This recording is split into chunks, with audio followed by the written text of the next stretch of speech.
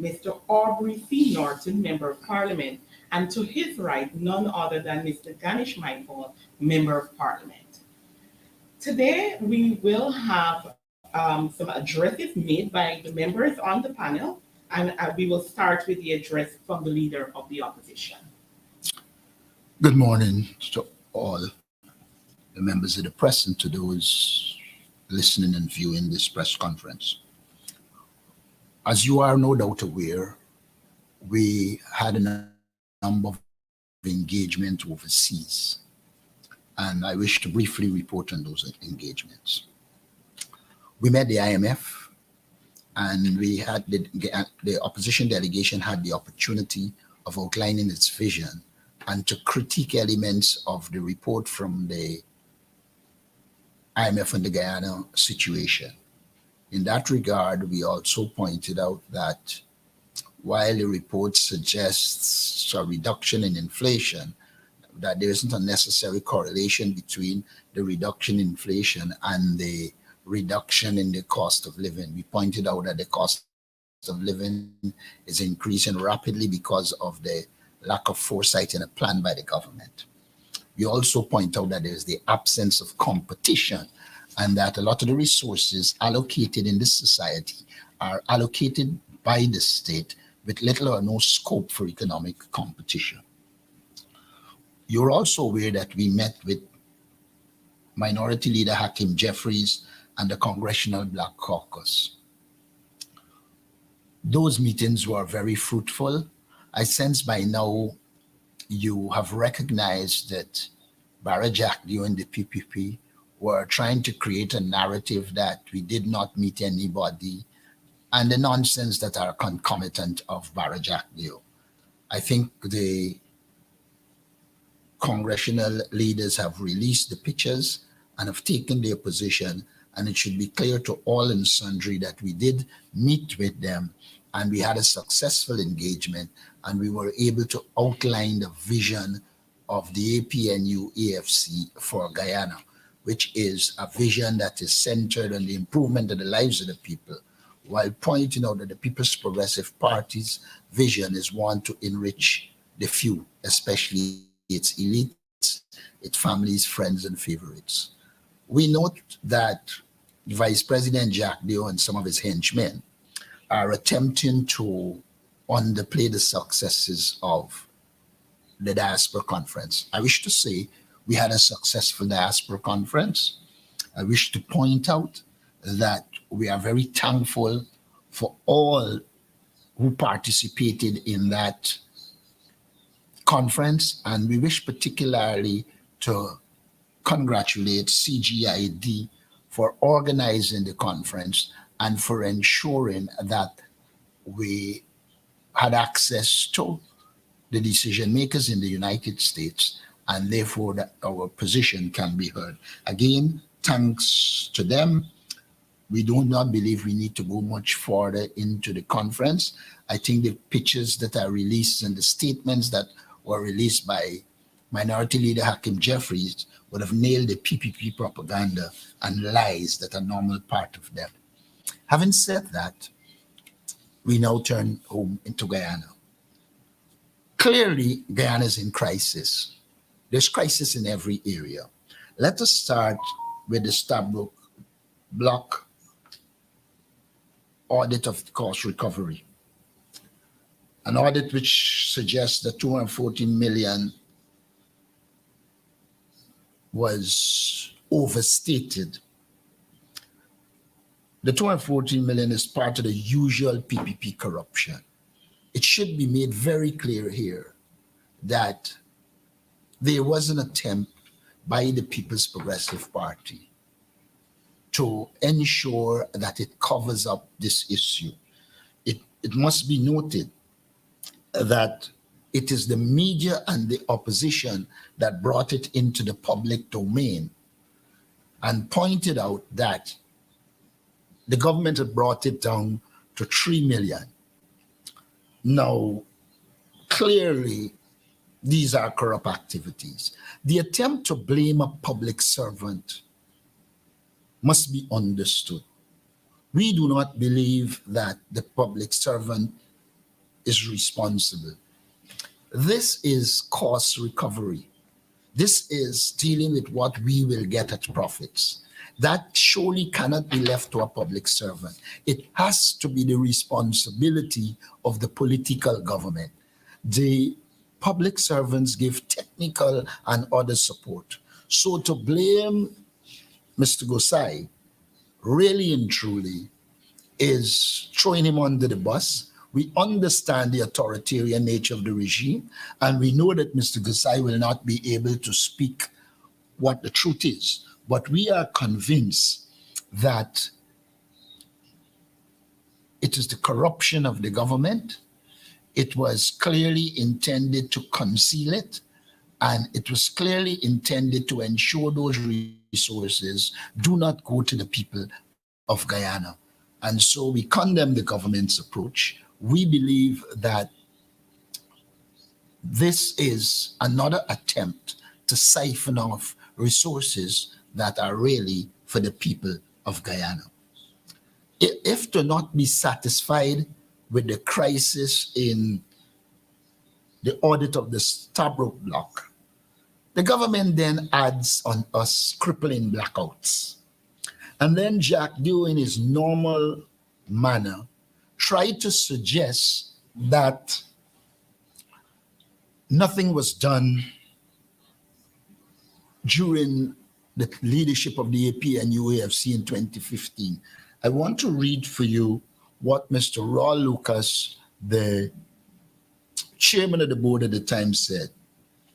Referring to the government, he said, had they followed the APNU-AFC plan, we would have had 221.7 megawatts of generating capacity from new investments, and not the 180 megawatt that the government is now presiding over, unquote. Now, when one looks at the generating capacity that the APNU-AFC was putting in place, it is clear that the APNU-AFC had a plan, as described by, I think, Mr. Patterson, by Mr. Lucas, and all who are familiar. They had short, medium-term, and long-term plans. But they say the proof in the pudding is in the eating. Guyanese will know that between 2015 and 2020, we reduced power shortages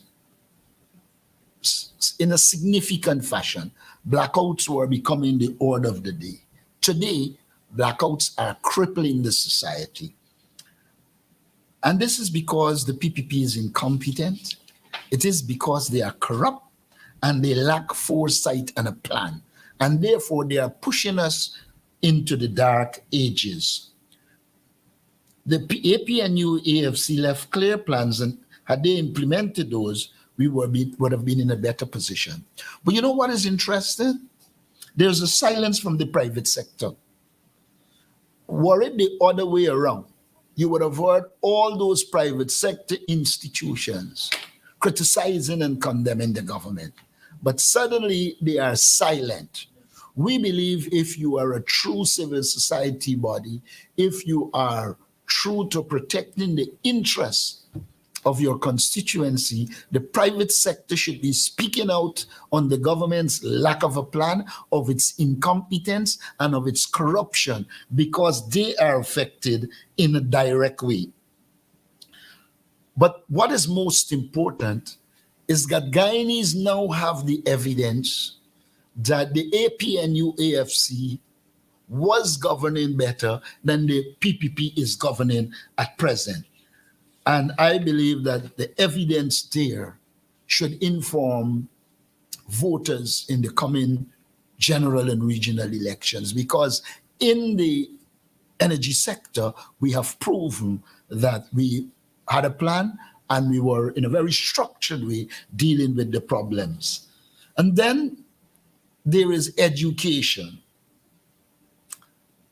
Education is also in crisis. I don't have to go back through the data on what is happening in education. But what was most interesting recently is the president deciding he will select a group to engage them and then make pronouncement based on that engagement. The president is expected to uphold the Constitution of Guyana. And may I say this? The president, one, showed total disregard for the Guyana Teachers Union.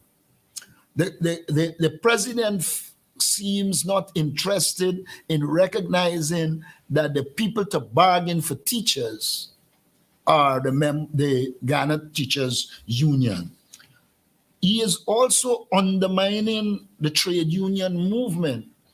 They seem to believe only trade unions that support the PPP openly are to be considered. And even them, when they challenge the PPP, you see how harsh and destructive they are. They are undermining collective bargaining. We believe that the government must bargain with the trade union. Their entire approach is anti-working class. They are not promoting the interests of the working class. They are promoting the interests of their friends, their families, their favorites. And that, in large measure, is responsible for the decline in education, their unwillingness to allow the professionals to do their job and to place people based on merit rather than political allegiance. And so we believe the government must engage the Ghana Teachers Union and begin a proper process of collective bargaining. Health is also in crisis. Visits to the Georgetown Hospital, New Amsterdam Hospital, and I have reports from Linden that suggests nurses are short, and it is assistants who are not qualified to be nurses that are carrying the hospital. That cannot be acceptable. But we see a kind of a nefarious approach, because at the same time that the Constitution provides for free health services to our people, we have no problem with private hospitals. But when you're undermining the local health system, when you're ensuring that it doesn't have drugs, or you have people who are taking the drugs and carrying it into private institution, and then our people are forced to go to those private institutions, we have a problem with that. It is a violation of the Constitution. The Constitution states clearly that the government should provide free health services. A visit to any one of the health institutions will recognize a lack of drugs, and people are sent to these very private pharmacies and to the private hospitals. Guyana's health sector is in crisis like many sectors. It is evident that the Minister of Health is a failure, and he should do the decent thing and resign. We have touched on just a few of the areas of crisis, but there are many more that we will touch on. Thank you. At this time, I will permit Member of Parliament Ganesh Michael to address you. Thank you very much, Shanika, and good morning to my friends of the media and the wider viewership. I want to touch on two issues today, and the first has to do with the local government ministry. I want to first bring to your attention that information reaching me, credible information, I should say, suggests that there are a number of or several vehicles that are missing from the Ministry of Local Government and Regional Development fleet. And I know that there are more information surrounding it that I am currently receiving and will subsequently put a release out with reference to those missing vehicles. And I know that within the public space, there is right now the concern about Mr. Walter Narain at the Mayor and City Council surrounding his suspension. I want to bring to the public's attention that the Local Government Commission decided that Mr. Walter Narain be suspended. That's a decision of the constitutional body. that oversees staff and the whole aspect of hiring and firing and disciplining of staff and so on.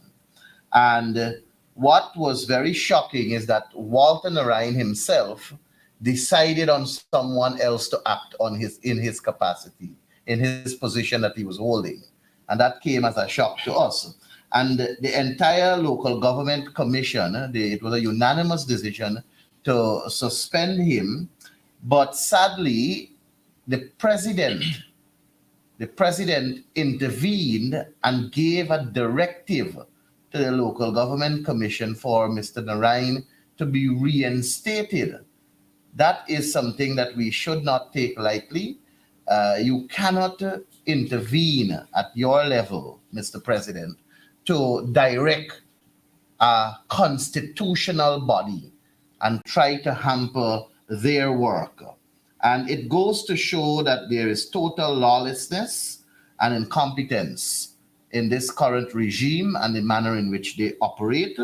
And against that backdrop and many other problems within the local government sector, NDCs and municipalities, that has caused us as the APNU AFC to table an amendment to the Local Government Commission Act, and we are seeking to ensure that this body, the Local Government Commission, does not act arbitrarily without the recommendation of the respective NDCs and municipalities. So to that end, with reference to hiring, firing, disciplining of staff members and deciding on their remuneration package and so on, we are suggesting in our amendment that it should come from a recommendation from the respective councils, be it NDCs or municipalities.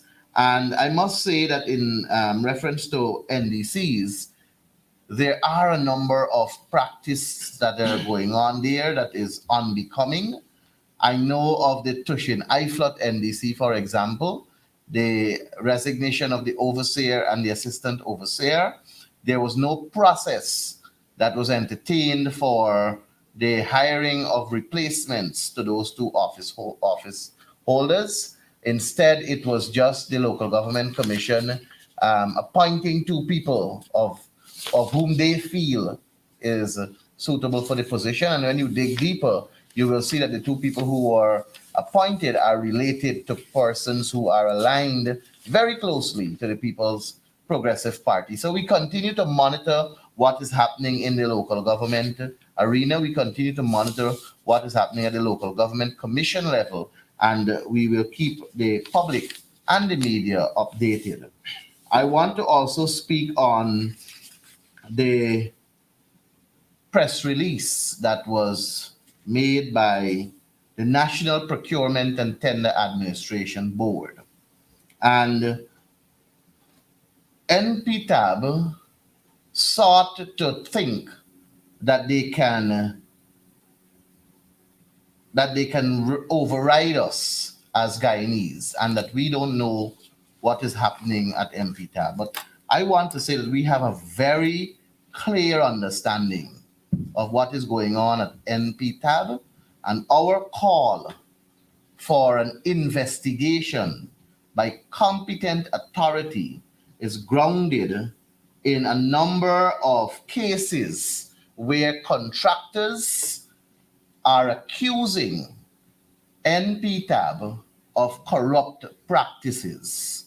And I know that the public may want to hear directly from these contractors, but the contractors spoke to us in confidence because they want to protect themselves and their identity, knowing that their only source of income is through contracts. And should they come forward and speak openly as to what is really happening at NPTAB, they are afraid that they may lose their source of income. And against that backdrop, we owe it to them to protect them, because it is not our duty to see people be placed on the breadline. But let me talk about these four pumps.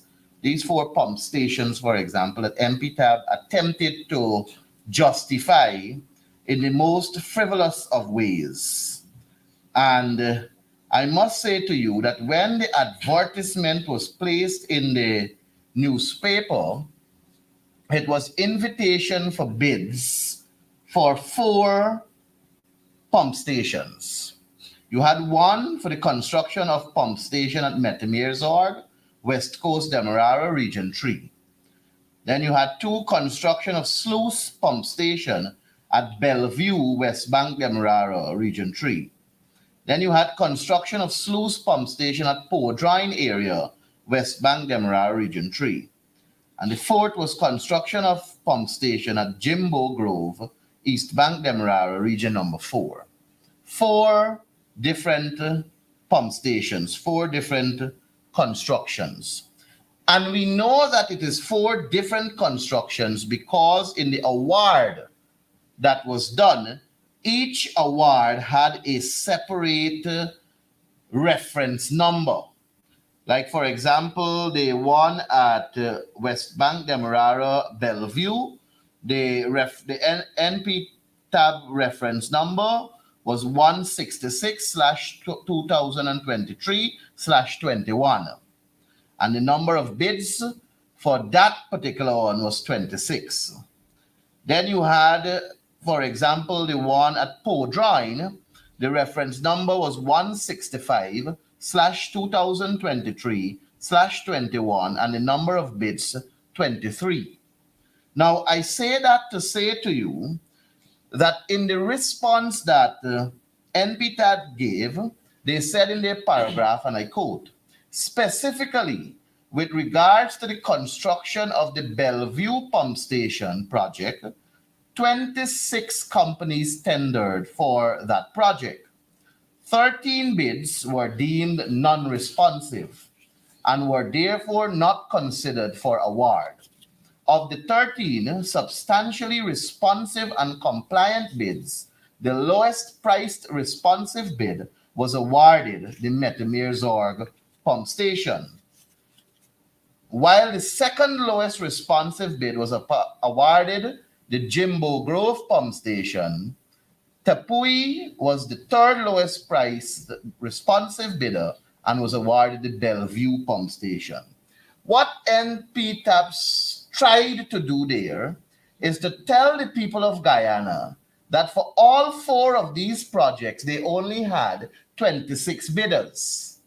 And from that 26 bidder, those 26 bidders, 13 were non-responsive.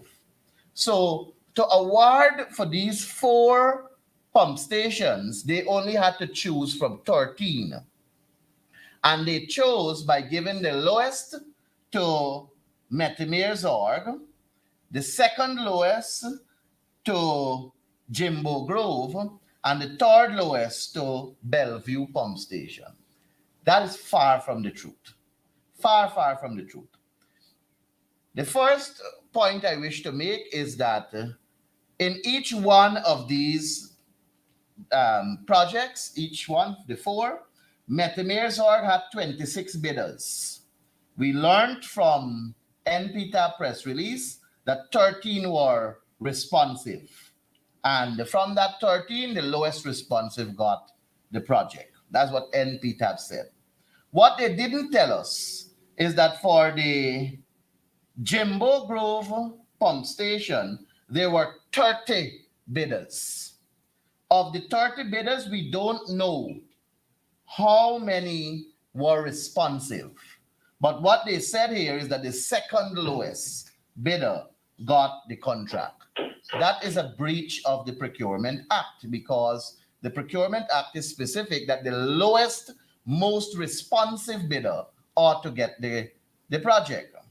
What we also know from what is in the public domain is that for Bellevue, there were 26 bidders. We don't know how many of those bidders were responsive because they didn't release that information.